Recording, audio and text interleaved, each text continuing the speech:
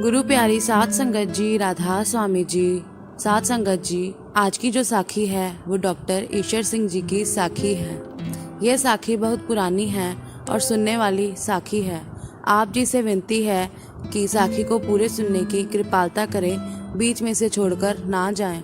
आपको यह साखी बहुत अच्छी लगेगी और सीखने को भी बहुत कुछ मिलेगा। संगत जी, ये हजूर महाराज जी के समय की साखी है। जब बीबी रुक्को डेरे में सेवा किया करती थी, डॉक्टर ईश्वर जो थे वो जानवरों के डॉक्टर थे और कपूरथले में रहते थे, पर उनके अंदर परमात्मा को मिलने की बहुत चाहत थी, इच्छा थी। ईश्वर सिंह जी सत्संगी बनना चाहते थे, नाम लेना चाहते थे, पर उसको लोगों ने बहुत डराया कि तुम नाम मत लो, तुमने नाम लेकर क्या करना है, तुम डेरे मत जाओ। ये जो गुरु होते हैं उनके पास जादू टूने करने की ताकत होती है, ये जादू टूना करते हैं, इंसान किसी काम का नहीं रहता। पर ईश्वर सिंह के अंदर गुरु को मिलने की बहुत इच्छा थी। एक दिन उनसे रुकना हुआ। उन्होंने अपनी साइकिल ली और ब्यास को निकल गए। जब ब्यास दरिया के किनारे पहुंचे तो दरिया के किनारे के साथ साइकिल चलाते गए, पर उनको कहीं भी डेरा नजर नहीं आया। शाम हो गई। उस समय में पुल नहीं होते थे, दरिया बेड़ी के द्वारा पार किया जाता था। जब रात हुई तो उनको एक बेड़ी वाला नजर आया। उन्होंने बेड़ी वाले से पूछा कि भाई, यहाँ पर एक डेरा है, वो कहाँ है? उस बेड़ी वाले ने कहा कि बाबूजी, वो तो दरिया के दूसरे पासे है। तो डॉक्टर ने कहा कि आप मुझे दरिया के दूसरे पासे छोड़ दें, मैंने आज गुरु से मिलकर ही जाना है, गुरु के दर्शन किए बिना नहीं जाना। बेड़ी वाले ने कहा कि बाबूजी, रात हो गई है, रात को जंगली जानवर घूमते हैं, आप क्यों रिस्क ले रहे हो? संगत जी, उस समय में डेरे के आसपास बहुत उजाड़ होती थी, बियाबान होती थी। अब तो मालिक ने बहुत कृपा की है, डेरा बहुत विकसित हो गया है, बड़ा हो गया है, पर उस समय डेरा छोटा हुआ करता था और संगत भी बहुत कम हुआ करती थी। खैर, ईश्वर सिंह जी ने उस बेड़ी वाले से कहा कि तुम मुझे दूसरे किनारे पर उतार दो, तुम्हारी जिम्मेदारी खत्म, उसके आगे मैं जानूं या मेरा गुरु जाने। अब जिसके अंदर इतना विश्वास हो उसे क्या ही हो सकता है। बेड़ी वाले ने ईश्वर सिंह को दूसरे पासे उतार दिया और जब वो डेरे पहुंचा तो रात के 2-3 बज चुके थे। जब वो डेरे के अंदर पहुंचा तो बीबी रुक्को ने उसे देखा और पूछा कि भाई, क्या करने आए हो? उसने कहा कि मैं हजूर महाराज जी से मिलने आया हूँ, दर्शन करने आया हूँ। बीबी रुक्को सुबह की बहुत कड़क थे। उन्होंने डॉक्टर को बोला कि टाइम नहीं देखते, क्या हुआ है? कोई टाइम है बाबा जी से मिलने का? चलो जाओ, कल आना। बीबी रुक्को जब डॉक्टर को बुरा भला बोल रही थी तो डॉक्टर ने सोचा कि जब गुरु के सेवक की जुबान में ही रस नहीं है, जो 24 घंटे गुरु के पास सेवा करते हैं, जब उसको ही कुछ हासिल नहीं हुआ तो मुझे क्या होगा? जिस गुरु के सेवक ही ऐसे हैं तो गुरु कैसा होगा? उसने अपनी साइकिल उठाई और वापस अपने घर चला गया। सत्संगी वीरों ने उसे पूछा कि सुना, तुम गुरु के दर्शनों के लिए गए थे? तो डॉक्टर ने कहा कि भाई, दर्शन क्या करने थे, वहाँ तो एक बीबी ने मुझे इतना बुरा भला बोला कि मेरा मन ही नहीं किया गुरु से मिलने का। जब गुरु के सेवादारों की ही जुबान इतनी कड़वी है तो गुरु से मिलकर क्या करना था? तो सेवादार हंसने लगे और कहा कि तुम गुरु से मिलने गए थे कि सेवादार बीबी से? ये तो गुरु ने तुम्हारा इम्तिहान लिया था और तुम उसमें फेल होकर वापस आ गए हो। उसने सोचा कि बात तो ठीक है, मिलने तो मैं गुरु से गया था पर बिना मिले ही आ गया। उसने फिर डेरे जाने का फैसला किया और उस डॉक्टर के पास एक आदमी ब्यास से अपने घोड़े का इलाज करवाने आता था। वो उसके घर पर गया और कहा कि तुम मेरे साथ चलो, गुरु के दर्शन करने चलते हैं। तो उसने कहा, ना भाई, मैं नहीं जाता। वो इंसान पर पता नहीं क्या जादू करते हैं कि इंसान उन्हीं के पास ही रह जाता है। पहले भी 2 आदमी गए थे, वापस ही नहीं आए। डॉक्टर वापस अपने घर चला जाता है, पर उससे रहा नहीं जा रहा था। वो फिर से उस राइस के घर गया और किसी न किसी तरीके से उसे डेरे जाने के लिए राजी कर लिया। दोनों डेरे के लिए चल पड़े। जब डेरे पहुंचे तो हजूर महाराज जी सत्संग फरमा रहे थे। 20-25 लोग उनके पास बैठे हुए थे और सत्संग सुन रहे थे। जब बाबा जी ने उन दोनों को देखा तो बाबा जी ने डॉक्टर ईश्वर सिंह जी को इशारा किया, पर उस वक्त डॉक्टर को लगा कि बाबा जी ने उसे नहीं, उस रईस को इशारा किया है, क्योंकि उस वक्त वो उस इलाके का माना हुआ रईस था। पर उस रईस ने कहा कि भाई मुझे नहीं, तुम्हें बुला रहे हैं। तो डॉक्टर ईश्वर सिंह उठकर आगे चले गए। बाबा जी ने उन्हें अपने सामने बिठा लिया। उस समय बाबा जी तुक भी आप ही पढ़ते थे और उसके अर्थ भी खुद ही समझाते थे। आजकल तो पाठी साहबान तुक पढ़ते हैं और बाबा जी अर्थ समझाते हैं, पर उस समय संगत कम हुआ करती थी, इसलिए बाबा जी खुद ही तुक पढ़ा करते थे और संगत को खुद ही अर्थ समझाया करते थे। जब सत्संग खत्म हुआ तो डॉक्टर ईश्वर सिंह को लगा कि सारी करामात इस किताब के बीच है जो हजूर महाराज जी के पास है। उसने बाबा जी से कहा कि आप ये किताब मुझे 1 हफ्ते के लिए दे दो, अगले हफ्ते मैं आपको वापस कर दूंगा।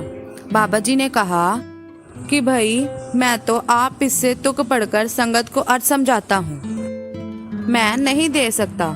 डॉक्टर ईश्वर सिंह को लगा कि वाकई इस किताब के बीच में कोई करामात है जो ये मुझे दे नहीं रहे। उसने फिर बाबा जी से कहा कि 1 दिन के लिए ही दे दो। 1 दिन के लिए तो दे ही सकते हो, मैं कल आपको वापस कर दूंगा। अब हजूर महाराज जी तो जानते ही थे कि उसके अंदर क्या चल रहा है। तो बाबा जी ने कहा कि भाई मैं रात को भी इसे पढ़ता हूँ, मेरे पास इसकी 1 ही कॉपी है, मैं नहीं दे सकता। अब ईश्वर सिंह को विश्वास हो गया था कि इस किताब में पक्का कोई करामात है जो ये दे नहीं रहे। तो उसने अपने कुर्ते की जेब में से 70-75 रुपए निकाले और बाबा जी के सामने रख दिए और कहा कि ये सारे रख लो और मुझे ये किताब दे दो। उस समय में 70-75 रुपए बहुत होते थे, लेकिन हजूर महाराज जी ने कहा कि तुम चाहे मुझे कितने भी कीमत दे दो, लेकिन मैं ये किताब तुम्हें नहीं दे सकता। डॉक्टर ईश्वर सिंह को यकीन ही हो गया था कि उस किताब में ही कोई जादू है। खैर वो वापस अपने घर कपूरथला आ गया और वापस आकर उसे पता चला कि वो किताब तो हर जगह 2 रुपए में मिल रही है। संगत जी, बाबा जी ने उसे किताब इसलिए नहीं दी थी कि वो सारी उम्र किताब ही पढ़ता रहता, वापस डेरे नहीं आता। अब गुरु ने तो अपनी रूह को अपनी ओर खींचना ही है।